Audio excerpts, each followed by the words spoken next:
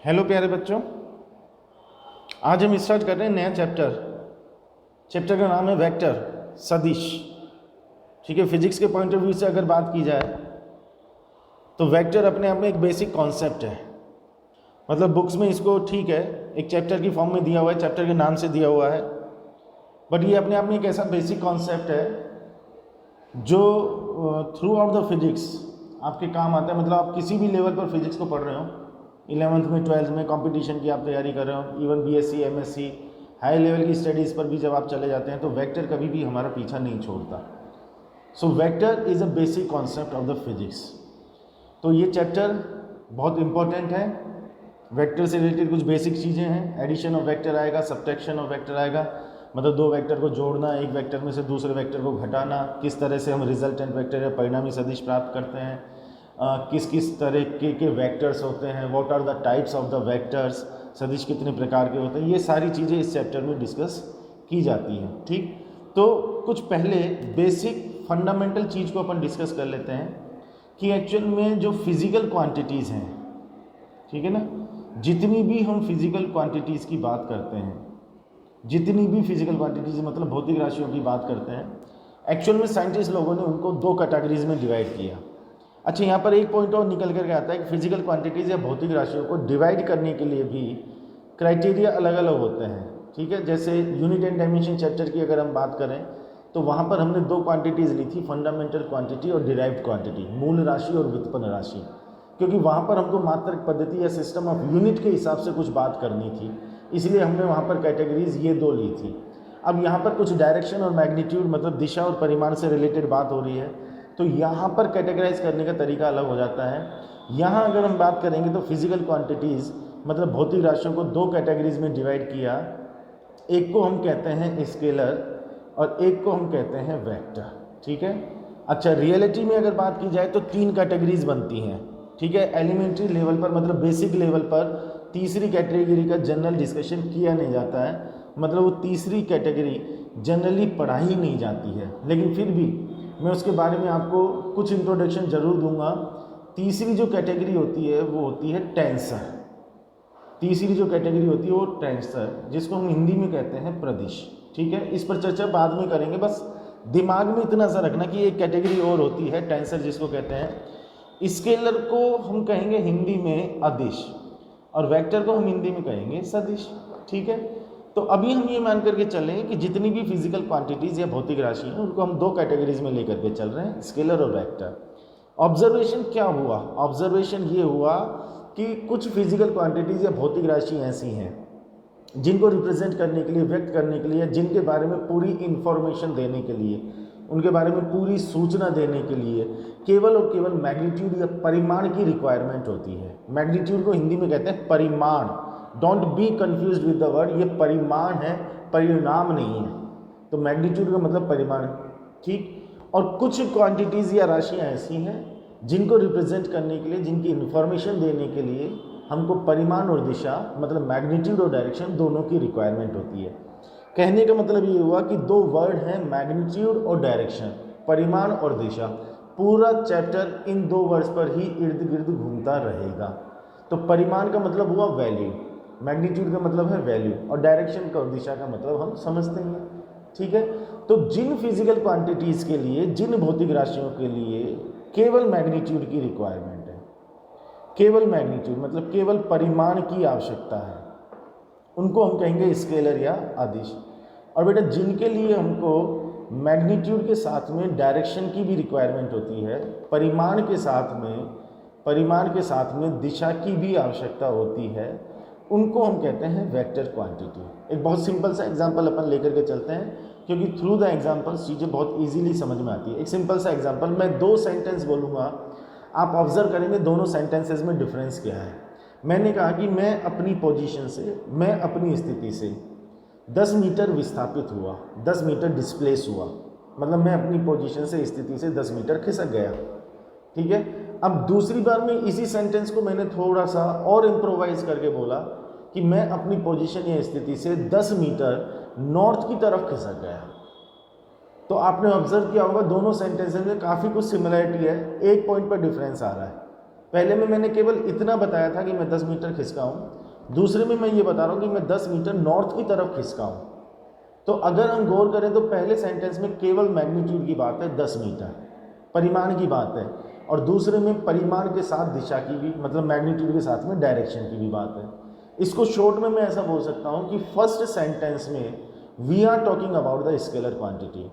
पहले सेंटेंस में मैं अदिश राशि के बारे में बात कर रहा हूँ, और दूसरे सेंटेंस में मैं सदिश राशि मतलब वेक्टर क्वांटिटी के बारे में बात कर रहा हूँ। तो ये बात हमको क्लियर हो गई कि जहाँ पर केवल मैग्नीट्यूड या परिमाण की रिक्वायरमेंट है वो अदिश या स्केलर होगा, और जहाँ पर मैग्नीट्यूड के साथ डायरेक्शन मतलब परिमाण के साथ में दिशा की भी रिक्वायरमेंट होगी वो हमारा वेक्टर होगा। ठीक है, कुछ एग्जांपल्स अपन लेकर के चल सकते हैं। जैसे अदिश या स्केलर में अगर हम बात करें तो एक दो एग्जांपल्स मैं लिख देता हूँ। जैसे दूरी है, चाल है, ठीक है, कार्य है, कार्य ऊर्जा का ही एक रूप है, कोई सी भी ऊर्जा हो, मतलब distance, speed, work, that is a form of energy, मतलब हम इन ऑल कह सकते हैं एनर्जी। ये कुछ जैसे मैंने स्केलर क्वांटिटीज अदिश राशियों का एग्जांपल लिखे। ठीक है, ऐसे ही वेक्टर क्वांटिटी के लिए अगर हम बात करें तो हम एग्जांपल ले सकते हैं कि विस्थापन है, वेग है, बहुत सारे एग्जांपल है, त्वरण है, संवेग है, बल है। अभी मैं वही नाम बोल रहा हूँ जो हम पहले 10th क्लास तक सब पढ़े हो चुके होते हैं। ठीक है, आगे तो बहुत सारी क्वांटिटीज़ और अपन को पढ़ने को मिलेगी। इन्हीं को अगर हम इंग्लिश में कहें तो हम कहेंगे डिस्प्लेसमेंट है, वेग का मतलब वेलोसिटी है, त्वरण का मतलब हो गया एक्सेलरेशन, संवेग का मतलब हो गया मोमेंटम, और बल का मतलब हो गया फोर्स, एक्सेट्रा एक्सेट्रा एक्सेट्रा। और भी बहुत सारे एग्जाम्पल है। जस्ट फॉर एन आइडिया, एक केवल आइडिया लेने के लिए मैंने एग्जाम्पल लिखे हैं। तो कुछ मैंने एग्जाम्पल अदिश या स्केलर के लिख दिए, कुछ मैंने एग्जाम्पल सदिश या वेक्टर के लिख दिए। ठीक है, ये तो कुछ बेसिक बात हुई। टेंसर वाली चीज़ को अभी हमने पेंडिंग छोड़ा हुआ है, इसके इसके बारे में बाद में अपन चर्चा करेंगे। ठीक, तो यहाँ तक की चीज़ क्लियर हुई होगी। इसको मैं एक बार इरेज करता हूँ, कुछ नोट करना हो तो इसमें स्क्रीन को पॉज करके आप नोट कर सकते हैं। अब आगे की बात आती है कि भाई वेक्टर के बारे में अगर थोड़ा सा डिटेल में डिस्कशन किया जाए तो कैसे हम एक वेक्टर क्वांटिटी को लिखते हैं और कैसे उसको ग्राफिकली रिप्रेजेंट करते हैं। इन दोनों चीज़ों में डिफरेंस है। एक भौतिक राशि अगर सदिश है तो उसको किस तरीके से लिखा जाता है कि जिससे हम देख करके पहचान लें कि ये हमने सदिश राशि या वेक्टर क्वांटिटी लिखी हुई है। ठीक है, और दूसरी बात आती है कि उसको ग्राफिकली हम किस तरह से रिप्रेजेंट करते हैं, मतलब उसका ग्राफीय निरूपण किस तरह से होगा। पहले तो उसको लिखने की बात करेंगे। मान लो ए एक ऐसी भौतिक राशि या फिजिकल क्वांटिटी है जो वेक्टर है, जो सदिश है, तो उसका एक सिंपल सा सिंबल है कि इसके ऊपर हम एक ये एरो लगा देंगे, छोटा सा तीर, छोटा सा। This is called a vector. अब कुछ बच्चे इस चीज़ में क्या है कि कंफ्यूज हो जाते हैं कि अच्छा इधर की तरफ एरो लगाया है राइट में, इसका मतलब ये जो वेक्टर या सदिश है ये राइट साइड में होगा। No, it is not so. ये केवल एक सिंबल है। ये सिंबल कहीं पर भी बेटा ये चीज़ नहीं बताता है कि what is the direction of the vector. ये सिंबल हमको ये नहीं बता रहा है कि हमारा वेक्टर कौन से डायरेक्शन में है। बस ये केवल इस चीज़ को रिप्रेजेंट कर रहा है कि हम जिस भौतिक राशि या क्वांटिटी ए के बारे में बात कर रहे हैं वो एक सदिश या वेक्टर है। अब वो इस डायरेक्शन में भी हो सकता है, वो इस डायरेक्शन में भी हो सकता है, लेकिन उसको लिखा इसी तरीके से जाएगा। तो इस तीर से या इस एरो से कंफ्यूज मत होना कि हमारा वेक्टर राइट साइड में होगा, वो किसी भी डायरेक्शन में हो सकता है। बस यहाँ से इतना पता लगा कि ए एक वेक्टर है या सदिश है, केवल इतना पता लगा। अब मान लो मुझे इस वेक्टर या सदिश का केवल मैग्नीट्यूड लिखना है, केवल परिमाण, तो उसको कैसे लिखा जाएगा? उसके लिए तरीका है कि ए वेक्टर के दोनों तरफ डंडे खड़े कर दिए जाएं। डंडे को हम मैथ्स की लैंग्वेज में बोलते हैं मोड। ठीक है, तो हम इसको बोलेंगे मोड ए। दोनों डंडों को लगाने का मतलब मोड ए। मोड ए का मतलब we are talking about the magnitude of a vector, या फिर सिंपली इसको ए लिख दिया जाता है। ठीक है, साइंटिफिकली अगर बात करें तो सही तरीका क्या है? इस तरीके से लिखना सही तरीका है, इस तरह से लिखना। कभी कभी उसको ऐसे भी लिख दिया जाता है। तो मोड ए का मतलब हुआ कि हम ए वेक्टर के केवल मैग्नीट्यूड की बात कर रहे हैं। ठीक, ये हुआ एक वेक्टर या सदिश को लिखने का तरीका। अब उसको ग्राफिकली रिप्रेजेंट करने का तरीका क्या है? ग्राफीय निरूपण उसका किस तरीके से होगा, उस चीज़ को समझ लो।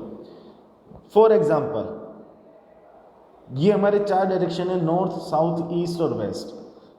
मान लो मैं आपसे कहता हूँ कि वेक्टर इधर की तरफ है और उसका मैग्नीट्यूड 50 मीटर है। मान लो डिस्प्लेसमेंट की ही हम बात कर लें, डिस्प्लेसमेंट कि हमारे एक पार्टिकल का डिस्प्लेसमेंट मतलब हमारे एक कण का विस्थापन मान लो इधर की तरफ हो रहा है और वो 50 मीटर है।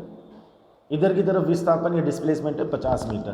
तो अब हम इसको किस तरह से रिप्रेजेंट करेंगे? पहली बात कि हमारा वेक्टर या सदिश जिस भी डायरेक्शन में होगा हमको उस डायरेक्शन में बेटा एक तीर खींचना है। ये हुआ क्वांटिटी को या राशि को लिखने का तरीका, ये सिंबल है।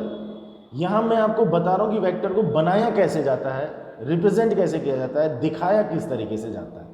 ठीक है, तो सबसे पहली कॉमन सेंस वाली बात कि जिस डायरेक्शन में हमारा वेक्टर ये सदिश होगा हमको उस डायरेक्शन में एक तीर खींचना है।